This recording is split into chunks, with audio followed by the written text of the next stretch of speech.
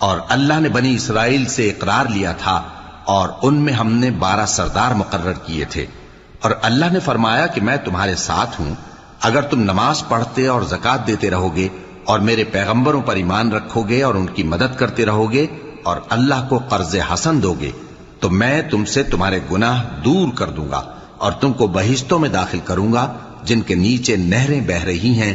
پھر جس نے اس کے بعد تم میں سے کفر کیا تو وہ سیدھے رستے سے بھٹک گیا۔ پس ان لوگوں کے عہد توڑ دینے کے سبب ہم نے ان پر لعنت کی اور ان کے دلوں کو سخت کر دیا۔ یہ لوگ کلمات کتاب کو اپنے مقامات سے بدل دیتے ہیں اور جن باتوں کی ان کو نصیحت کی گئی تھی ان کا بھی ایک حصہ فراموش کر بیٹھے، اور تھوڑے آدمیوں کے سوا ہمیشہ تم ان کی ایک نہ ایک خیانت کی خبر پاتے رہتے ہو،